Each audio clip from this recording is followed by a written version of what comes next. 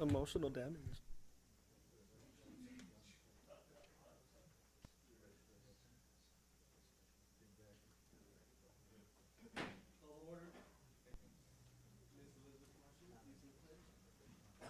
Please stand and join us for the Pledge of Allegiance. Ready? Begin. I pledge allegiance to the flag of the United States of America and to the republic for which it stands, one nation, under God, indivisible, with liberty and justice for all.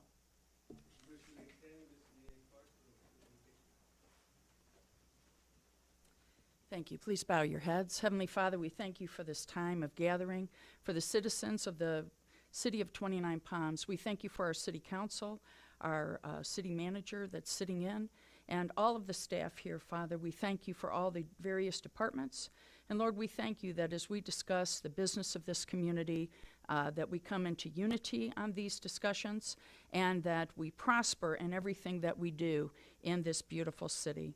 We thank you, Lord, for all that you're doing in our city, but we also lift up those nations that are under attack in war and going through various things. We lift up the hostages, and we lift up those that are persecuted as well, Father, that your hand be upon those situations, those leaders, to guide them.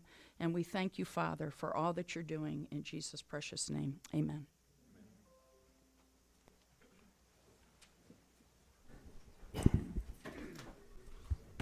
Roll call. Councilmember Wright, Here.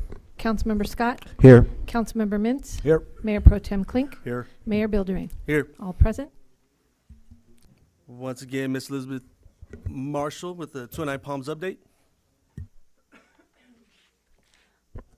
All right, from the high school, we have sports. So boys basketball is 7-3 in league, third in the Desert Valley. Girls basketball is also 7-3, third in the Desert Valley. Both of those teams will be going to CIF for their outstanding performance this season. Boys soccer is looking to pull out maybe one win before the end of the season, as they are 0-11 currently and 8th in the league. Girls soccer is 2-7 in the league and 6th in the Desert Valley. For school-wide news, currently we are participating in the Kindness Challenge this week, where each student tries to participate in at least one act of kindness a day all week, from doing happy dances to holding a door open for a friend. The actual rundown would be compliment 5 people on Monday, hug your friend Tuesday, happy dance Wednesday, say good morning to 5 people Thursday, and hold the door open for somebody on Friday. All of our clubs are currently prepping for iFest, which will be open to the public after school to support the different cultural clubs as they showcase their cultures through their foods. Track, softball, baseball, golf, boys tennis, and swim are all very excited to get their season started, and they are already holding practices. The senior class is currently planning a Sadie Hawkins dance for March 16th. There will be a game night to support the senior class this Thursday at the high school from 6 to 8 p.m.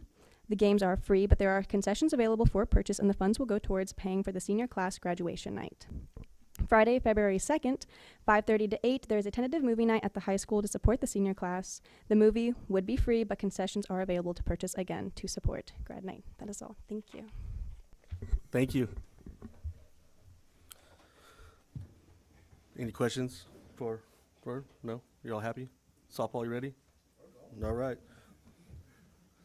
No closed sessions announcements. Changes to the agenda? No changes? You just say, okay. Announcements. These proceedings may be viewed on demand on the City of 29 Palms website, www.29palms.org. You may also live stream this meeting by going onto the website and clicking to the meeting agendas link. Awards, presentations, appointments, and proclamations. Boom, boom, boom, boom. This is the Recognize the School Board Recognition Month.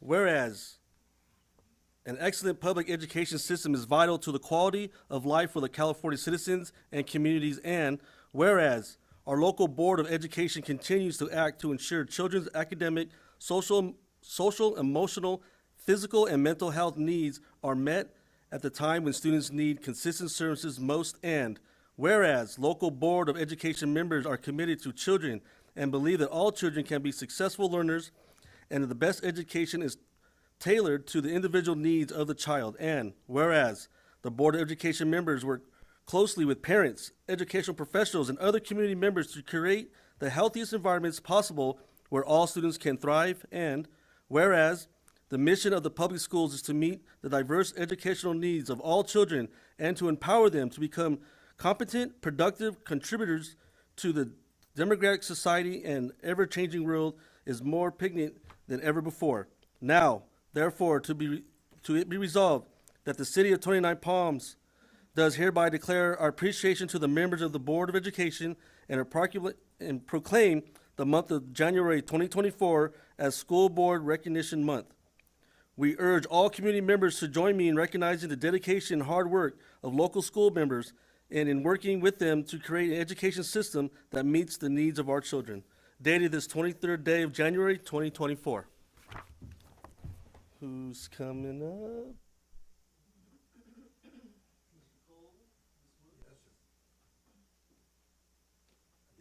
I see a bunch of school people. I was like, everyone's coming up.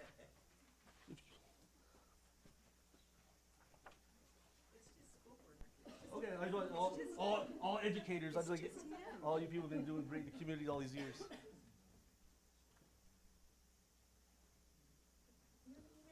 Oh, I'm gonna get to your side.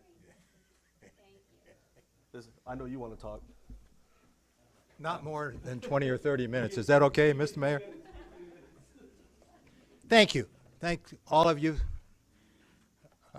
You know what's kind of neat when you see young people like we see this evening, when you hear young people like we heard this evening, and we say at the school board, they're our kids, but they're your kids too, aren't they? And so that makes it a great experience for all of us.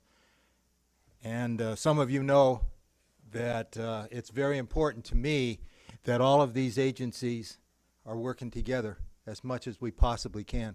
Because, again, they're our kids, aren't they? So thank you for this, and I'll pass it on when we're all together. And I hope the rest of your evening goes well and quickly. Thank you.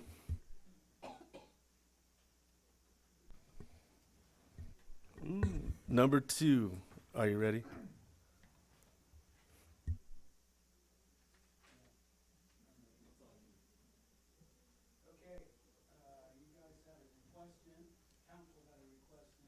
Hear about roads and safety. And I came up with, we've done quite a lot, and I want to review it with you real quickly. I think that the people of the community need to hear this. I don't know if they've heard it. I know that you probably have. But KOA Engineering did a review of our streets. Citywide, they identified areas of traffic safety concerns, and we call that LRSP, for Local Road Safety Plan. These include safe routes to school. This project enhances safe pedestrian travel to and from schools. On El Paseo, from Mesquite Springs to Yucca Avenue, they put in curb, gutters, sidewalks. And this connects the 29 Palms High School and the Oasis Elementary School to the adjacent neighborhoods. The 2-mile road bike path. I have some examples here.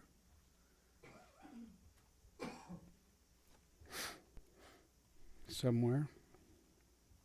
The 2-mile road bike path and sidewalks were extended to travel to 29 Palms Elementary and 29 Palms Junior High.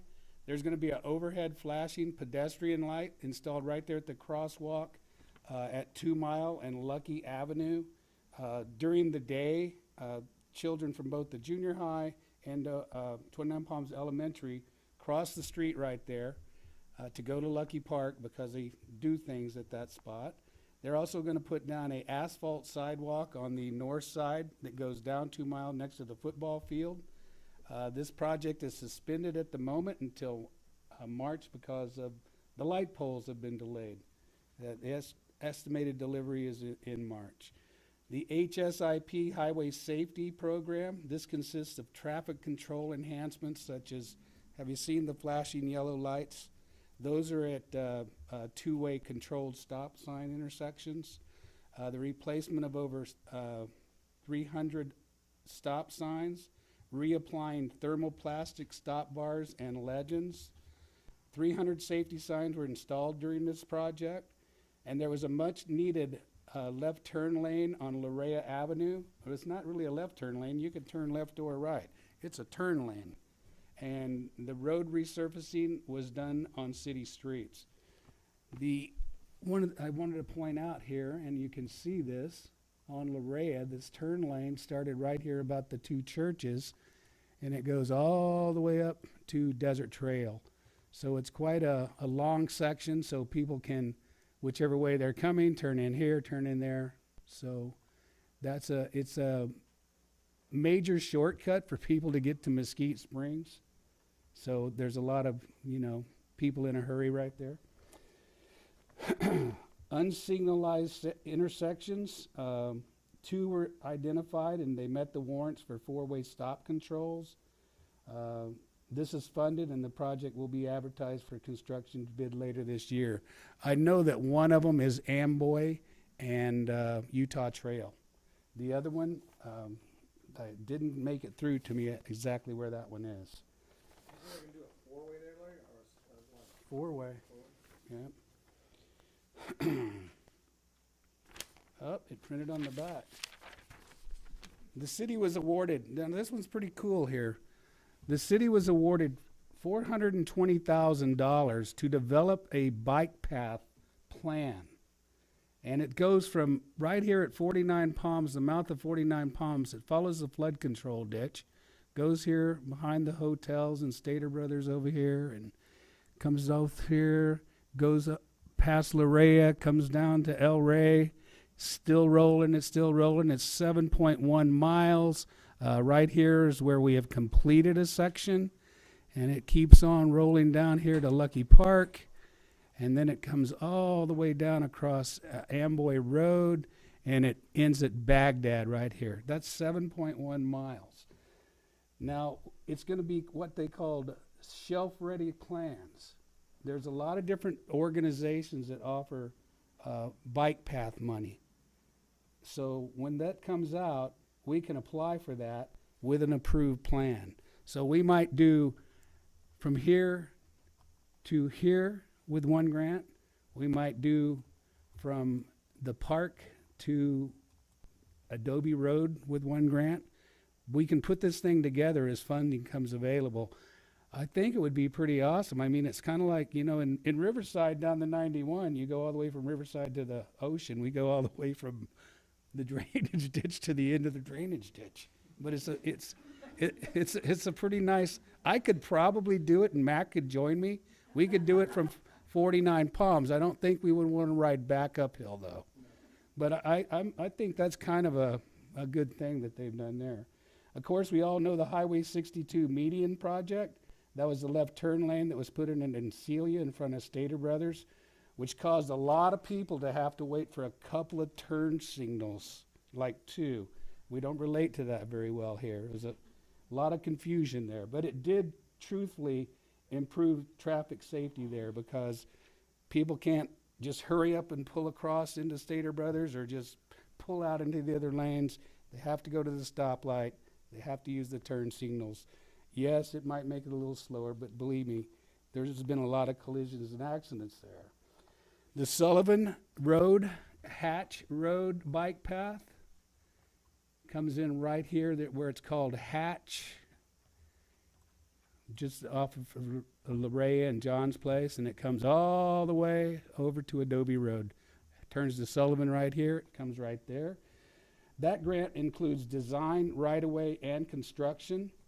It's in planning and permitting and engineering right now. There's going to be Highway 62 road improvements on the other side of 62 from Encilia to Larea. Some of it's done, but it'll be curb, gutter, sidewalks. And they're talking about a pedestrian bridge right here. Right here, something they don't know, but they said something. Maybe it'll be suspended. I don't know, but it'll have a pedestrian bridge there also. And one thing is they're going to extend the median that they put in here that kept people from turning into Stater Brothers. Are going to extend that down easterly to I think right here to about Hatch. The Split Rock Bridge project. Split Rock is right here, and this has been in the work for 12 years. We got funded the $8 million this year. It is through planning and engineering, and they're going to start on that. Supposedly, I got a note the 24th of June of this year. But that was just funded recently. The state told us this is probably the last small community bridge that will ever be funded because they're using all their funds now for bridge repairs. And they tried hard to not fund this one. Our city engineer fought very hard for that one. The city council in December approved $71,000 to rebuild 15 flashing speed limit signs. You're going 45, slow down. We had 15 of them. Some of them actually got shot, and others just wore out, and others were vandalized. But they're going to be completely redone. 8 of which are in school zones, and 7 are on major arterial roads. Our city maintenance crew, they're going to reuse all the existing poles. They're going to use all the boxes and the solar panels, and they've kept the old ones running for so long that they're highly trained in the field. So they're going to install all new electronics on the inside, and this is saving the city over $70,000. What if we went out to bid for the whole thing? It would have cost us $144,000 instead of the $71,000. Public Works did 4.6 miles of road overlay this past year, and the budget looks like we can do 25% more roads this year, 2024. And the reason for that is because the HSIP grant funds that resurfaced city streets last year that were on the list to be resurfaced, and they did them. So we carried that money over, so we'll be able to do more. And as I mentioned before, Charles Abbott's and Associates, they are our city's contract engineering department and has been since 1990. Richard Pedersen has been the city's engineer from the beginning. He was the administrator from conception of these grants, including planning, grant applications, and he's been the project manager through all phases, including construction. All the above-mentioned grants have been obtained in the last 5 years, and they total almost $20 million. I found that kind of shocking. But in wrapping it up, man, whether you're a walker, a jogger, a bike rider, or a driver, even with all these improvements, it is still paying attention, driving safely, and that'll make the only difference on our road and streets. And always use extra caution around school. I threw that in for Miss Alice. Thank you. Thank you very much. I ain't hear nothing about Mesquite Springs. We got to work on that. Well, Matt, they identified everything, so you should have been out there making up some dangerous situations. Our council member, right?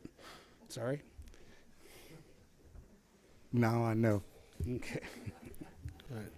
Thank you. I look forward to your and Councilmember Wright's 49 Palms adventure. Forget about that one. Yeah. Any other comments, Council? Good? All I right. have, just one thing. All of that is great, and I just want to add, long-term thinking, maybe there should be something to kind of connect the east and the west part of the city, specifically going over Donnell Hill or around Donnell Hill.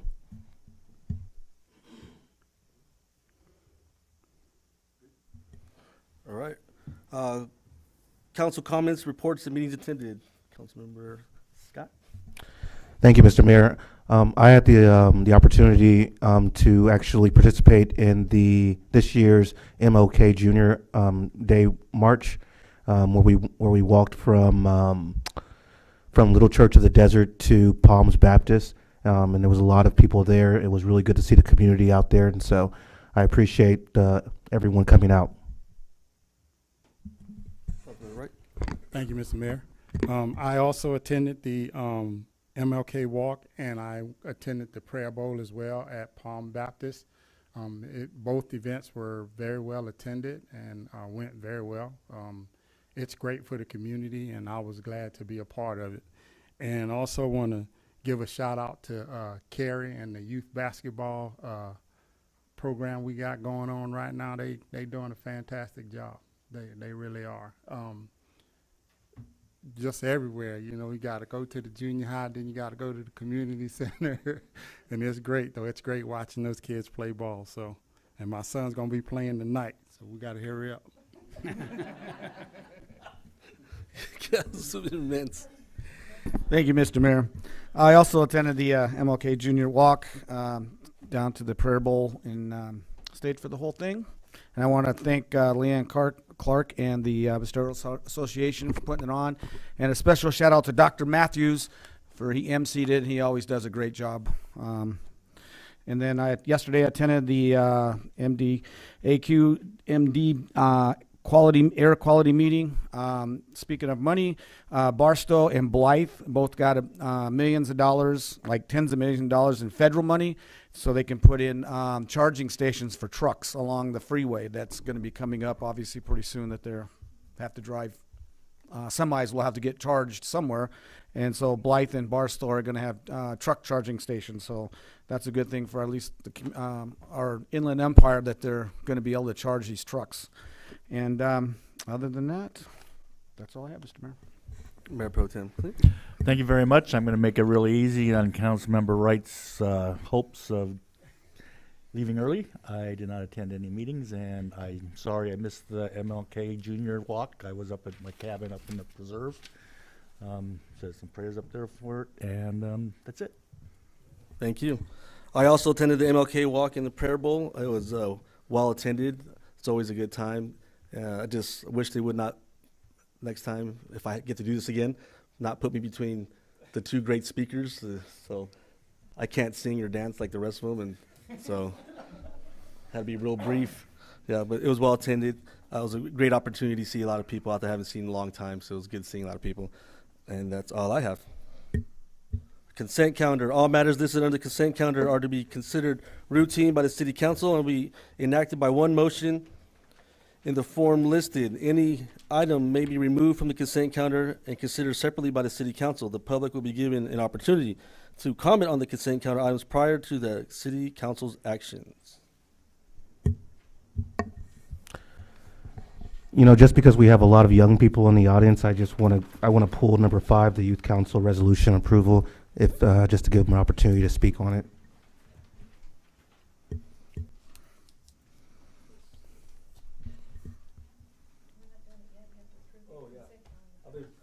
I make a motion that we approve the consent calendar minus number 5 at this time. I'll second.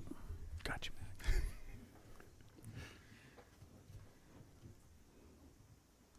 Councilmember Scott, Aye. Councilmember Wright, Aye. Councilmember Mintz, Aye. Mayor Pro Tem Klink, Aye. Mayor Bildering. Aye. Approved 5-0. Okay, you ready? Okay, so during the City Council meeting on Tuesday, January 9th, the City Council was presented with information regarding the benefits of establishing a youth council. The benefits of establishing the program are numerous, to include the opportunity for youth to be able to be the next generation of local leaders, exposure to volunteerism, and giving back to the community. The City Council voted 5-0 in favor of establishing the program. Some key points for establishing the program were discussed. Mayor Bildering requested the first 3 goals for implementation of the program to be completed by the next regularly scheduled City Council meeting, which is this evening. The first goal is to adopt a resolution to establish a youth council, which is recommended to be approved this evening. The second goal was seeking the advice of the city attorney, and that has yet to be achieved. The third goal of appointing a city staff member to act as a youth council advisor has been achieved, with myself acting as the advisor until the program is fully developed. So that's it. Thank you very much. I just wanted everyone in the audience to know that I know we have school board members, administrators, and educators, as well as young people out there. And so I want them to be aware that this is something that the city is going to be doing. Thank you. You're welcome.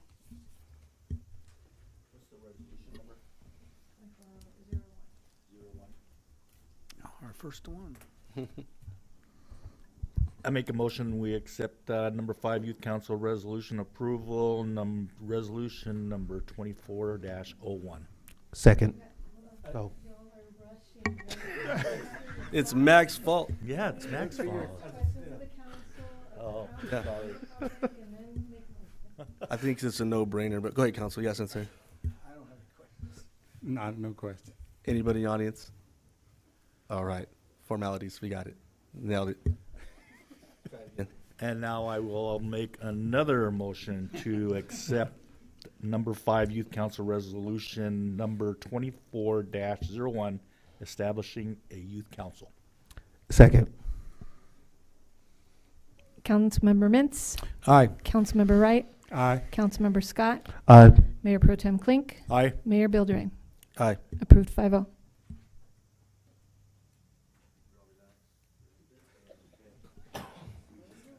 Yeah, just yelled at us. I know. All right, no items removed. Put that on. Public hearing. Number 7.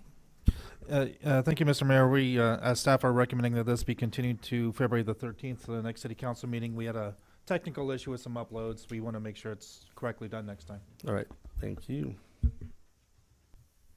Discussion of potential action items. Number 8.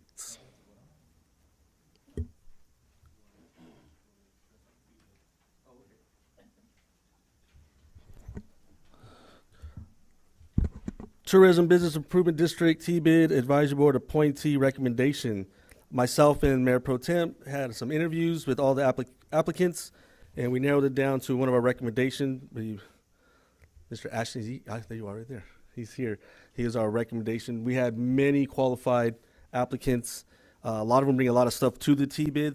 A lot of them had great ideas that would probably silence their ideas if they were on the TBID board, but they want to still continue to help. And then we had a lot of people with great ideas and great drive to be a part of the TBID. They want to see change. So at the end of the day, it was a hard decision, but we went through them thoroughly over and over, and Mr. Ashton is our recommendation. Mr. Ramsey, I'm sorry, I'm gonna put the whole thing out there. That is our recommendation. Any questions from the council? No question. Public? No?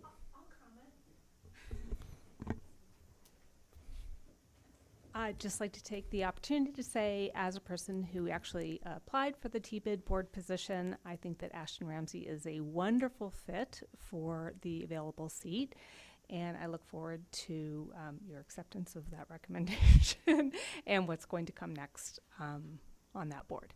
Thank you. Thank you. Back up here, looking for. I'll move that we approve Mr. Ramsey on the TBID board. Second. Councilmember Wright, Aye. Councilmember Scott, Aye. Councilmember Mintz, Aye. Mayor Pro Tem Klink, Aye. Mayor Buildering. Aye. Approved 5-0. Introduce yourself, or floor's yours. Thank you. Hello. Thank you, guys. I'm very excited about this. Honored that you would recognize me. I think it's exciting, and as we talked about, this town has so much potential, and everyone's fighting kind of to push the ball forward. And there's people that have been doing it for forever, for years and years, that have lived here, that have grown up here, and there are new people in town. And everyone's kind of coming together and working together, and I think that's the exciting thing about this town. And I've never been a part of any town or any place or seen anything like this, where you have so many people that are cheering each other on. There's no competitive nature in this town, and I think as long as we have that, this town's going to be amazing, and we're going to, showcase what we have to the world. And I think it's really exciting. So thank you, and thank you for your kind words. Thank you. Welcome aboard.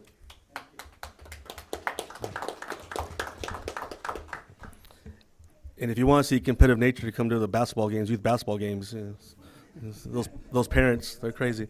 Yeah. All right, number 9. That's you.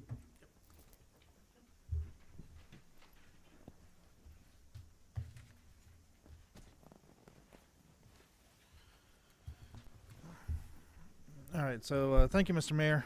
In this particular instance, I'm actually asking for direction from the City Council. We are wanting to cooperate with the Coachella Valley Housing Authority to do their self-help building program, where applicants are would be given the opportunity to build their own homes. Their requirements, the housing authority's requirements, is that they need at least 10 single-family lots in which the city would deed over to them in which to participate. So we explored some options here as to how to achieve that. One, we could find 10 existing undeveloped vacant lots that are already subdivided and ready to be built upon.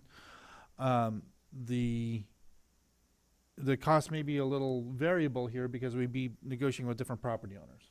So we don't know exactly what those costs would be. Second, the city could purchase an approved but not recorded subdivision. There's several subdivisions that have been approved way back in the day that just never got to completion. We could purchase one of those. We would be negotiating with one property on that instance, but we would endure the costs of finishing up the engineering and the subdividing in that way. Or the city could subdivide its own property into the appropriate size lots and then deed them over ourselves. That one is also possible. We own lots of different properties around town. It may or may not be appropriate in the right location, but we could explore that as well. So staff is looking for direction as to which is the preferable option in which to pursue. The costs and the time frame of each is a little variable at this point. So once we dig into whatever one the city council chooses, we'll come back with more information. I have a question. Go ahead. So, Any of these options, we recoup money? I don't think we recoup any of the money here. It's all going to be a donation of the land over to the Coachella Valley Housing Authority. They did tell us that if the person sold it before, I don't remember the time frame, 7 years, that the city would be paid back. Otherwise, it's our donation to the program. Okay. Now, when you're talking about this subdivision, if we build these 10 homes in a block, if there's no road there, if it's just a dirt road, will the city have to develop the road and the curbs and gutter and all the infrastructure? If the city gets involved in its own subdivision, then the city would incur those engineering costs. No, you say engineering costs, but what about the building costs? No, the building costs are incurred by the applicants. and Okay, the so city. we would just do the engineering, but they would have to build the roads and the curbs and gutter and the. Well, when I mean engineering is the curbs and gutters and sidewalks and the roads, but they would be actually doing the ones constructing the actual building. Because that's the more the cost is the construction of it. Because obviously, if we put these 10 homes together, are they going to be able to use septic tanks, or are they going to use a treatment plant? That's one of the complexities of this. I mean, there are existing subdivided lots that are vacant that we would not be subject to the 2.5 acre rule of needing a package treatment plant. That is one way of getting around that. That is another cost that would not be incurred if we did these infill lots, for lack of a better term, under option 1. All right. But these have to be close together. From what I understand about the presentation, Yeah. these lots have to be close together. They have to be in close proximity. And there are several areas of town that have 10 already subdivided lots that are vacant. So we would have multiple choices in which areas in which we could be able to do that. This number 2, like actually purchasing a subdivision, the subdivisions that are available, you said the smallest one was how many lots? The smallest one I was able to find that is still on the books, that hasn't expired yet, is about 20 lots. And we would have to buy all 20 lots? We would have to buy the property and buy the rights to subdivide it and then subdivide it. So yes, we'd have to buy the whole thing. But they don't have to develop the whole thing. No. They only have to do 10. They'd only have to do at least 10, whatever their criteria are, but it's at least 10. We can also do 20. We could. Yeah, I think it just depends on the popularity of the project that we want to do. I've often said this down there in Imperial Valley. They're doing 75 right now, and we also want to think of it as an investment in our community as well. I know there's a lot of talk about the cost that the city might incur, but we also have to look at the investment and the return of the investment in terms of property taxes that we would get. in terms of homeownership increasing in our city and just making for a more vibrant community. I think that this is a great project. I do think between 1, 2, and 3, it sounds like with multiple landowners, it's going to take a lot longer because we're going to have to negotiate with several different people. Now, with number 2, I mean, that might be the most feasible one. Number 3, it would cost more, but it's going to be the quickest route, I think.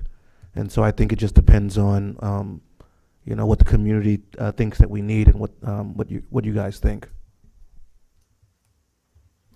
Well, number 3 is, you say it's the most complex and lengthy. Is that It could be. The initial cost would be a lot less because we already own the property. right?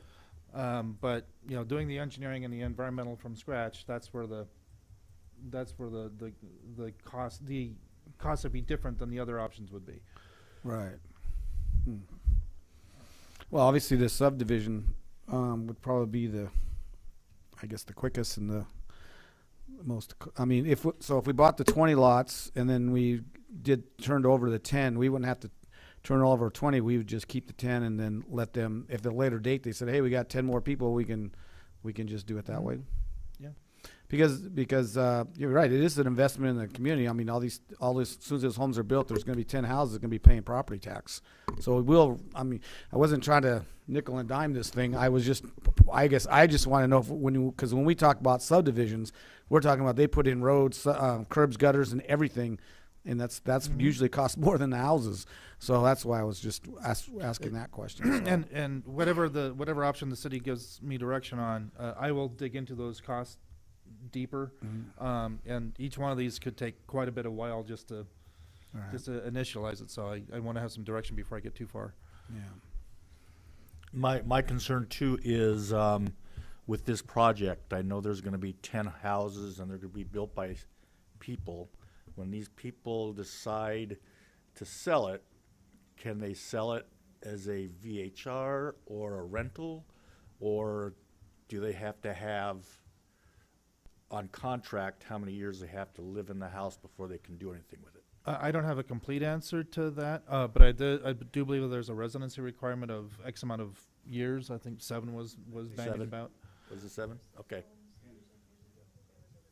Yeah. But they lose everything if they sell it. Yeah. Before that. Right. Yeah, so if they were to sell it before that time frame, then they would have to repay, and they would have to. Yeah. So they wouldn't do that. No, but later on they might sell it and to a VHR owner or just for landlord. And I mean, yeah, we're still getting the property taxes, but then I know we're gonna have a complaining. This is something that they've done for quite a while. I was very impressed speaking with them. And there's a lot of requirements. You still have to you need to want the house. You have to put in, when they say build it, they don't build it, they help build it. There's contractors there. That's one of the reasons they like them to be close together, because they can go around to the different sites. They say these houses that can be built in 3 or 4 months by contractors take 10 to 11 months because of the 40 hours a week that the families have to put in. And it has to be a family member that lives in the house.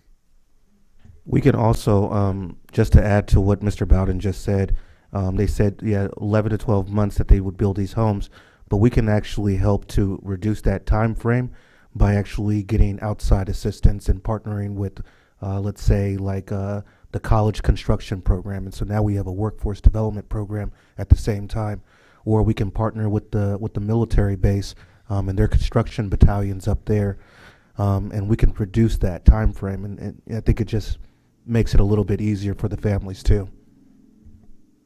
So would would it be double work if you did both 1 and 2, or would you just rather focus on 1? I will take whatever direction the city council No. gives me. Okay. So if the direction is go ahead and for me to explore 1 and 2, then I will do so. And I'll give you my best guess estimate as the initial cost and the processing, and what would be involved in the cost and what would be involved in the processing. Yeah, because I mean, yeah. I mean, personally, I'd like to see them explore both 1 and 2. That's what I'd like to see. I mean, I think that way we get our best, guess as far as what's going to be best for the city and what's, for those folks too. Because if he finds out there's not 10 good lots that's nowhere, then we'll know, and what number 2 would be our option. So that's my suggestion, 1 and 2. I like that. We're not on a time frame, right? They're not the people that are. No, they're not on a time frame. I think they're really, really busy down in the Coachella and Imperial Valleys right now. And so by the time we actually get all this together, I think it's just going to merge. It's going to work out just fine. Yeah, and Larry reminded me that there are some geographic restrictions, so this has to be in the redevelopment area, which is actually a big chunk of the city. So that'll narrow down the search, so I don't search 72 miles of, of the whole city. So I like to see 1 and 2 then. okay. Yep, me too. Yep.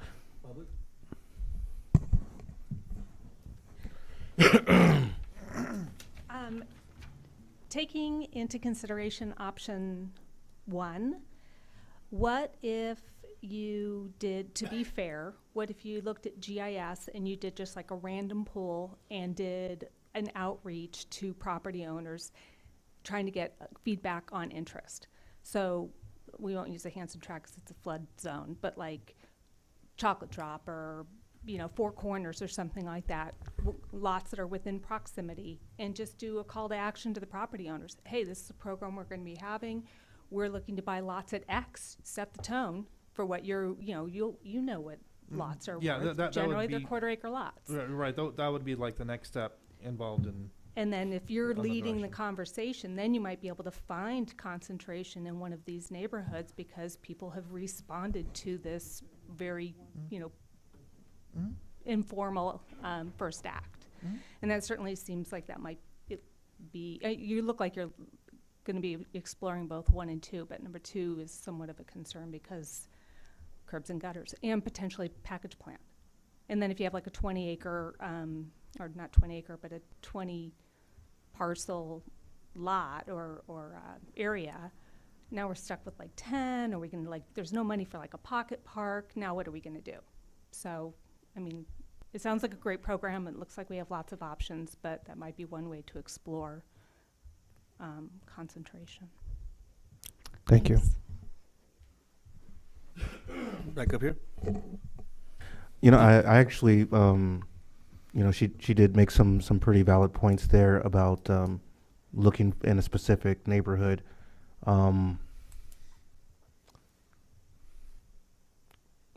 But if it's really, if it's not cumbersome to our development staff, then I don't see no harm in doing 1 and 2. Do you need a motion for this? Is this okay? Okay.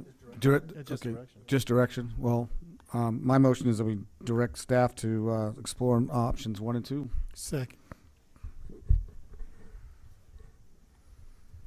All in favor? Aye. Aye. All right. Okay, and I'll come back in about a month or so and report on my progress. Thank you. Good luck. Thank you.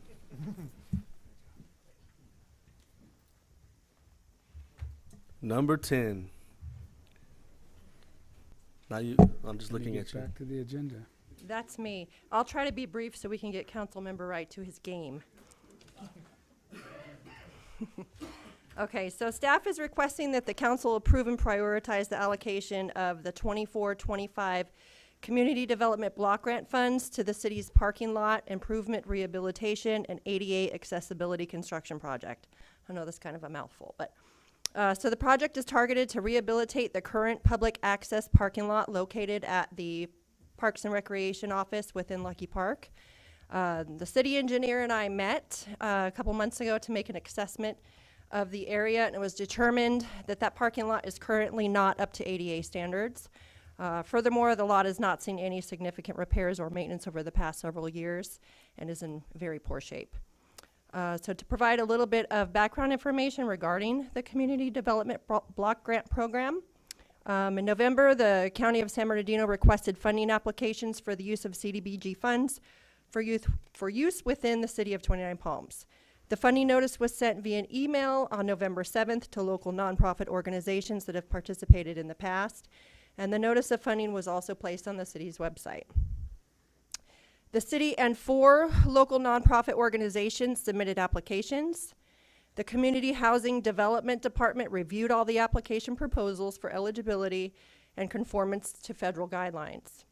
The department has since forwarded the list of eligible project proposals to the city for funding recommendation and prioritization, which is attached within the staff report. The city is expected to receive approximately $160,000 in CDBG funds for fiscal year 24-25. The requests for funding submitted by all agencies total $242,000.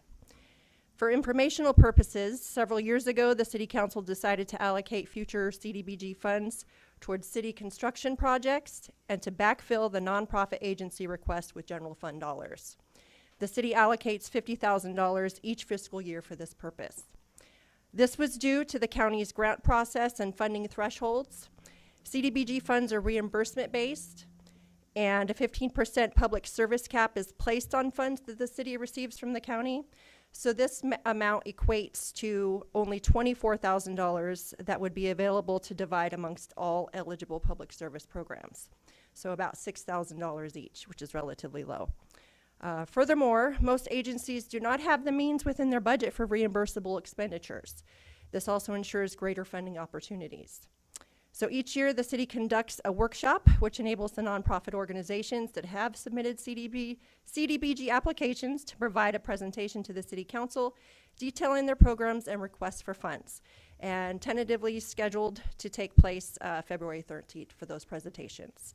So I'd be happy to answer any questions that you may have. No questions. Thank you. Okay. You're welcome. Yeah, come on, Mike. Any questions from the public? Nope. Back up here. Still good? Yes, are you ready for a motion? Yes, sir. Are we ready for motion, Cindy?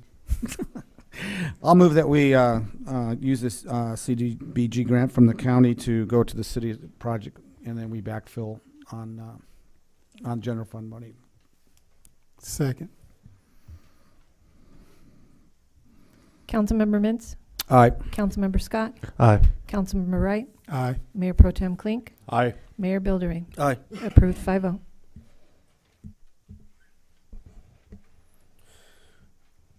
Future council initiated items? Yeah, Larry, can you get, or like it doesn't have to be like the next meeting or anything like that, but, Eli to give a presentation on the JPA? I was going to ask you that. Yeah, okay. Thank you. Anyone else? I'll second that. First off, on the season of military banners throughout the city, I, of course, work at Farmers Insurance, and I see that traffic going back and forth every day. And it has been a lot of traffic going west to King of the Hammers.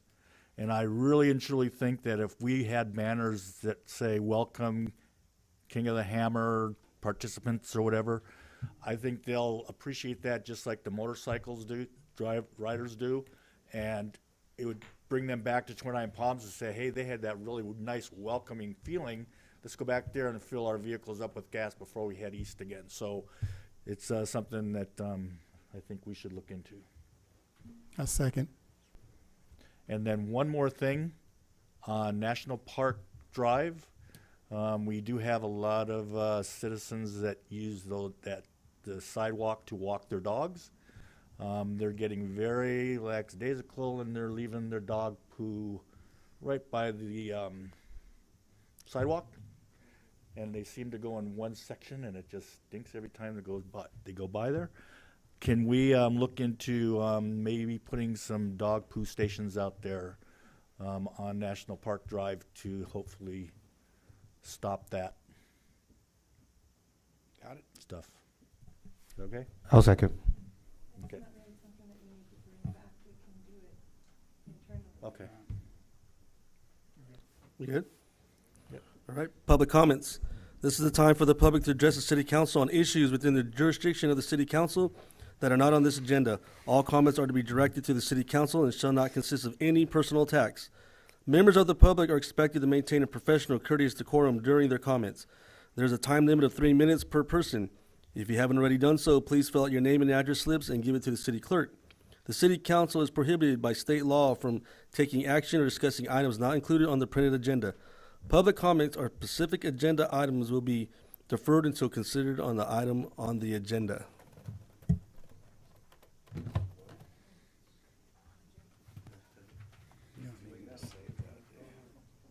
All right, here we go. Miss Leanne Clark.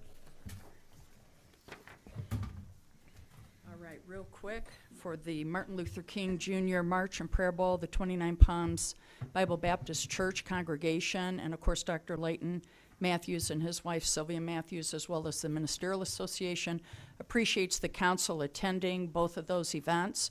We also had other leaders in the city staff that also attended, and as it was addressed, it was an outstanding attendance for both events, and also, again, we thank you, Carrie, for working with us for the sack lunches that were made available for everybody as they left. I also want to thank Kurt Schopner and Heather Clisby for the great media attention they gave for that as well, so thank you to our media. Number two, I want to congratulate the Morongo Unified School District Board for their recognition. My daughter attended all of the schools here, graduated 2013 under the direction of principal at that time, Amy Woods. And also, I want to thank Ashton Ramsey for being a part of the TBID and participating in our community. He and I met a few years ago, so I'm glad we're going to be able to reconnect tonight. As you know, mural number 12, the Desert Gold Mining Days, is located at Tin Town. The artist John Wytock and the late Terry Waite created that mural, and I want to thank Ashton for maintaining that part of our history here in 29 Palms, because he is from Los Angeles, and we do appreciate the newcomers just appreciating our history and preserving it. We are very grateful for that, and thank you all. Hey, real quick on the murals, the one on our building, they were able to get that all off. It's all gone. Okay. Yep. Graffiti, yeah. And that's going to be repainted in the spring. Chuck Happinger will Yeah. be repainting that.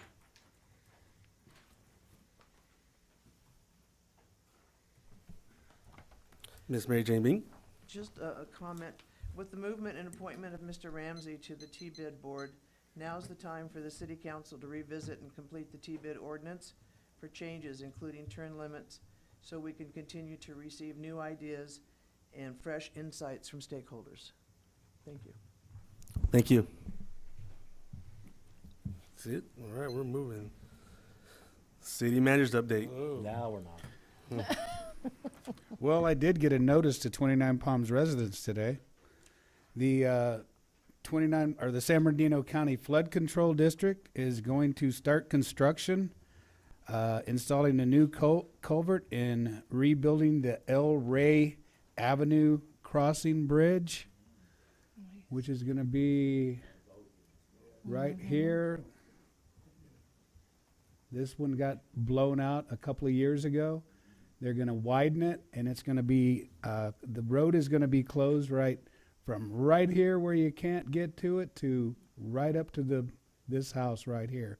It is going to be completely shut down, so the people will have to come up La Rea and come down here if you live over in this section. It'll be closed down from January 29th until May 10th. And that it'll be a completely new bridge, though. So there you go. That's my update. Anything else you want to know about? Oh, thank you. You're welcome.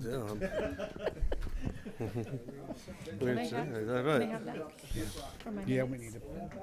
I just just a reminder, this Friday at Fans from 5 to 7, I'll be out there listening to people's concerns and ideas. I know a lot of people don't like to come to this environment, talk on a podium with a camera and everything on you. So if you have any ideas, concerns, those listening out there, you just want to have a sit down and talk, just more comfortable feeling, more atmosphere that you feel comfortable in, please come out, share your ideas and your concerns, and I'll be listening and writing down, and hopefully some other council members will be there to back me up. This Friday, 5 to 7 at Fans. And I'll be doing this every month, a different location around town. as much as possible. He's gonna keep me busy. He's gonna keep me busy. Oh. That's good, but that's not it. No, I'll be other places. Anything else? I'm not even gonna keep going because I'm gonna see if this. He needs to get to this basketball game. We good? And I'd like to adjourn this meeting in the memory of Christopher Plummer. Thank you. Meeting adjourned. I don't know. That was there before I got. Yeah, that's what I saw the pine cone, and that's I saw the food.